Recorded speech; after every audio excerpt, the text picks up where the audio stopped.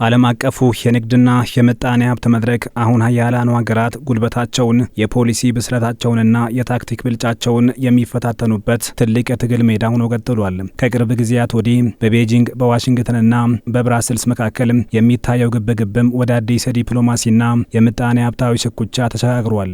ቻይና ከአሜሪካና ከአውሮፓ ህብረት ጋር የምታደርጋቸው ከፍተኛ የንግድ ድርድሮች ዋዜማ ላይ የገዛ ራሷን ምጣኔ ሀብት ሞዴል በመጠበቅና በመከላከል ረገድ ቀደም ሲል ከነበራት የመከላከል ስትራቴጂ ወጥታ ወደ አጥቂነት የተሸጋገረችበትን አቋም ይፋ አድርጋለች። ይህ ዝግጅት ቤጂንግ በሚገኘው የቻይና ኮሚኒስት ፓርቲ ከፍተኛ አመራሮች ዘንድ የቀይ መስመር ውሳኔ ተብሎ የተሰየመ ሲሆን ምዕራባውያን የምርት ማብዛትና ፍትሐዊ ያልሆነ የንግድ ድርድር ሲሉ የሚያቀርቡትን ወቀሳ በጽኑ የሚቃወም ነው። ቻይና አምራች ኢንዱስትሪዎቿን የማበረታታትና የሀገር ውስጥ ፍጆታን ይበልጥ የማሳደግ ፖሊሲዋን እንደማትቀይርና የምዕራባውያኑን ጫና እንደማትቀበል በግልጽ አሳይታለች። የቻይና ከፍተኛ የፖሊሲ አውጪዎችና የኮሚኒስት ፓርቲው ፖሊት ቢሮ ባካሄዱት ስብሰባ የሀገሪቱን የምጣኔ ሀብት ጉዞ በተመለከተ ግልጽ መልእክት አስተላልፈዋል። ምዕራባውያንና ብዙሃኑ የምጣኔ ሀብት ባለሙያዎች ቻይና የሀገር ውስጥ ፍጆታ መጠንን የሚያሳድጉና የመዋቅር ለውጦችን የሚያመጡ ስትራቴጂዎችን እንድትከተል በተደጋጋሚ ቢመክሩም ሀገሪቱ ግን ለአምራችና ለቴክኖሎጂ ዘርፎች የምታደርገውን ድጋፍ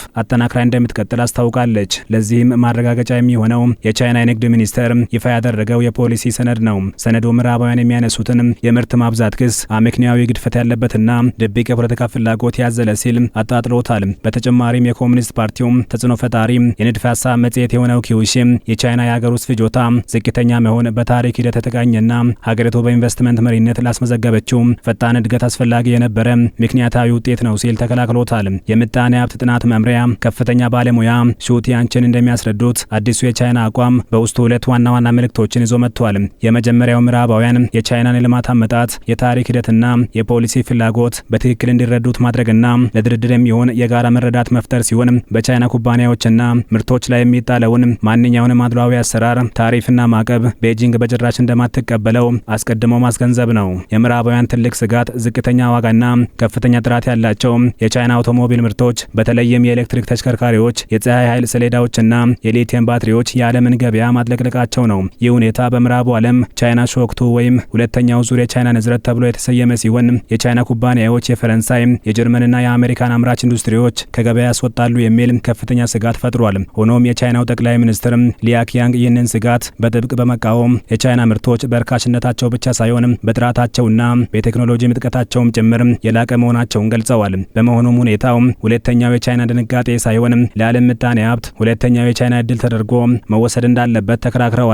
ቤጂንግ ሳይንስና ቴክኖሎጂ ኢንቨስትመንቷ የመላው ዓለምን የምጣኔ ሀብት ስርዓት ተጠቃሚ የሚያደርግ ነው ብትልም በምዕራባውያንና በዓለም አቀፍ ተቋማት ዘንድ ተቀባይነት አላገኘም። በኮርኔል ዩኒቨርሲቲ የንግድ ፖሊሲ ፕሮፌሰርና የቀድሞ የዓለም አቀፍ የገንዘብ ድርጅት IMF የቻይና ዳይሬክተር ኢስዋር ፕራሳድ ሁኔታውን ሲያብራሩ ቻይና የሀገር ውስጥ የፍጆታ አቅሟ በደከመበት ሁኔታ የራሷን እድገት ለማስቀጠል በውጪ ንግድ ላይ ከመጠን በላይ መደገፏ በመላው ዓለም ለሚገኙ ደንበኞቿ ገጸ በረከት ናት የሚለውን መከራከያ ፉርሽ ያደርገዋል። የሀገር ውስጥ ፍላጎት በሌለበት ሁኔታ የሚደረግ የውጪ ንግድ የሌሎችን ሀገራት ኢንዱስትሪዎችን ማፍረስ ነው የሚመስለው ሲሉም ያክላሉ።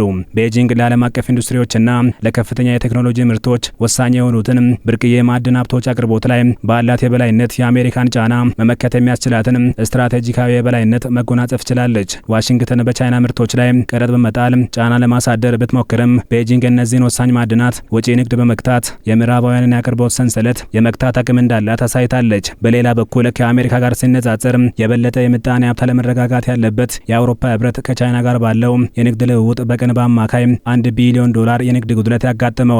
በመሆኑም አውሮፓውያን የራሳቸውን ገበያ ለመጠበቅና የኢንዱስትሪ ፖሊሲዎቻቸውን ለማጠናከር የተንቀሳቀሱ ነው። የጀርመኑ መራሄ መንግስት ፍሬድሪክ መርዝ ቤጂንግ የገንዘቧን ምንዛሬ መጠን ሆን ብላ በመቀነስ ምርቶቿ በዓለም ገበያ ተወዳዳሪ እንዲሆኑ ታደርጋለች ሲሉ በግልጽ ወቅሰዋታል። ይሁንና የናትሲስ ኩባንያ የኤስያ ፓሲፊክ ዋና የምጣኔ ሀብት ምሁር አሌሲያ ጋርሲያ ሄሬሮ እንደሚሉት ቤጂንግ ከአሜሪካ ጋር በነበራት የታሪፍ ግብግብ ያገኘችውን ልምድ አሁን በአውሮፓ ላይም በመጠቀም ላይ ትገኛለች። ቻይና ትልቅ የምጣኔ ሀብትና የፖሊሲ ማሻሻያዎችን ሳታደርግ ድርድሮችን በማንዛዛት ጊዜ መግዛት ስትራቴጂ የተከተለች ነው።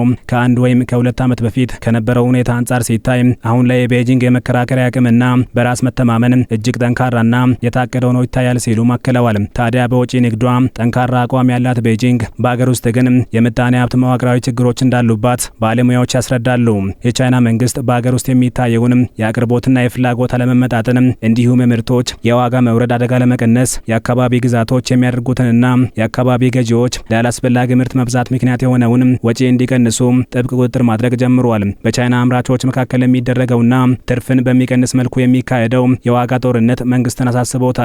የፓርቲው መጽሔት ኪዩሺ እንደገለጸው የሀገር ውስጥ ፍጆታ ዝቅተኛ መሆን በታሪክ ሂደት የተደገፈ ቢሆንም ይህ ሁኔታ ለረጅም ጊዜ ይቀጥላል ማለት አይደለም በማለት የምጣኔ ሀብት አካሄዱን ደረጃ በደረጃ መቀየር አስፈላጊ መሆኑን አመልክቷል። ሆኖም ለውጡ በችኮላ ከተካሄደ የሀገሪቱን ምጣኔ ሀብታዊ መረጋጋት አደጋ ላይ ሊጥል ይችላል በሚል ስጋት በጥንቃቄና በዝግታ የተጓዘችበት ይገኛልም የተባለ ነው። በሌላ በኩል ዓለም አቀፍ የምርመራ ተቋማት የሚያወጧቸው መረጃዎች የቻይና የምጣኔ ሀብት አካሄድ በዓለማችን ብቻ ሳይሆን በራሷ ላይም አደጋ እየደቀነ ነው ሲሉ ያስጠነቅቃሉ። የዓለም አቀፉ የምጣኔ ሀብት ትብብርና ልማት ድርጅት ኦኢሲዲ ባወጣው አዲስ ዘገባ እንዳመላከተው 60 በመቶ የሚሆኑ የቻይና ኩባንያዎች የገበያ ድርሻቸውን ያሳደጉት ከመንግስት በተሰጣቸው የቀጥታ ድጎማ ምክንያት ነው። ይህም በዓለም አቀፍ ገበያ ላይ ፍትሐዊ ያልሆነ የንግድ ፍልሚያ በማድረግ የውጭ ኩባንያዎችን ከገበያ እያስወጣ ነው ተብሏል። በሌላ በኩል የጣሊያን ማዕከላዊ ባንክ ያደረጉት ባለው ጥናት የቻይና የውጭ ንግድ በ75 በመቶ ሊያድግ የቻለው በሀገር ውስጥ ፍጆታ ድክመትና በምርት መብዛት ምክንያት መሆኑን ማረጋገጥ ችሏል። ይህ እድገት በራሷ የሀገር ውስጥ ፍላጎት ሳይሆን በሌሎች ሀገራት ፍጆታ ላይ ጥገኛ መሆኗን የሚያሳይ ነው ሲል ባንኩ አብራርቷል። በተጨማሪም የማንኪሳይ ግሎባል ተቋም መረጃ እንደሚያሳየው ቻይና በየዓመቱ የምታመርታቸው የካፒታል ሀብቶች በአሜሪካና አውሮፓ ምድር ከሚመረተው በ3 እጥፍ የሚበልጡ ቢሆኑም ከኢንቨስትመንት የሚገኘው የካፒታል ትርፍ ግን ከአሜሪካና ከአውሮፓ በ40 በመቶ ያነሰ ነው። ይህም በሀገሪቱ ከፍተኛ የካፒታል ብክነትና የሀብት አለመመጣጠን መኖሩን ቁልጭ አድርጎ ያሳያል ተብሏል።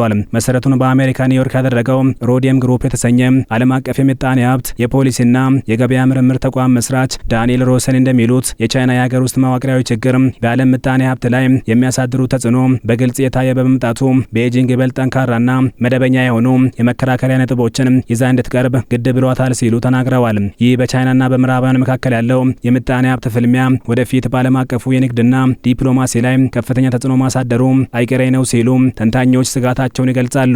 ቻይና የዓለም ንግድ ድርጅት WTO ደንቦችን ምዕራባውያን ለራሳቸው ጥቅም ያመቻቹታል ስትል፣ ምዕራባውያን ደግሞ ቻይና በመንግስት ድጎማ ህጉን ጥሳለች ሲሉ ይወቅሷታል። አሜሪካና አውሮፓ የሀገሪቱን ምርቶች ለመገደብ የሚወስዷቸው እርምጃዎች ዓለም አቀፉን የአቅርቦት ሰንሰለት በሁለት ዋና ዋና ጎራዎች ሊከፍሉት ይችላሉ የሚል ስጋትም ተደቅኗል። ምዕራባውያን የቻይናን ምርቶች ሲከለክሉም በጥራት ከፍ ያሉ ምርቶቿን በቅናሽ ዋጋ ወደ እስያ፣ አፍሪካና የላቲን አሜሪካ ሀገራት በስፋት በመላክ የእነዚህን ሀገራት ገበያ በበላይነት ለመቆጣጠር እየሰራች ነው። ወደፊትም ይህንኑ አጠናክራ እንደምትቀጥል ሁኔታዎች የሚያሳዩ ሲሆን በጥቅሉ ከአሜሪካና ከአውሮፓ ህብረት ጋር ለታሪካዊ የንግድ ድርድር ስትቀመጥ በሚያስደንቅ የራስ መተማመንና በጽና አቋም ይሆናል። ቤጂንግ የራሷን የልማት አቅጣጫ አሳልፋ ላለመስጠት ቀይ መስመር በማስመር የምዕራባውያንን የንግድ ጫናና ማዕቀብ የመቋቋም አቅሟ ከቀደሙት ዓመታት ይበልጥ የጎለበተ መሆኑን አሳይታለች። ይህ ፍልሚያ የገበያና የንግድ ብቻ ሳይሆን የሁለት የተለዩ የምጣኔ ሀብት ፍልስፍናዎችና ስትራቴጂዎችም ግጭት ነው። አሜሪካና አውሮፓ ገበያቸውን ከቻይና ምርቶች መጥለቅለቅ ለመጠበቅ የፖሊሲ ጋሻቸውን ሲያዘጋጁ፣ ቤጂንግ በአንጻሯ በቴክኖሎጂ በምርት ጥራትና በስትራቴጂካዊ ማዕድናት የበላይነቷን እንዲሁም ጥቅሟን ለማስጠበቅ እንደምትጠቀምበት በግልጽ ያሳየች ነው። ወደፊት የሚደረጉት ድርድሮችም የዓለም አቀፉን የንግድና የምጣኔ ሀብት ፍሰት አቅጣጫ የሚወስኑ እንደሚሆኑ ይጠበቃል።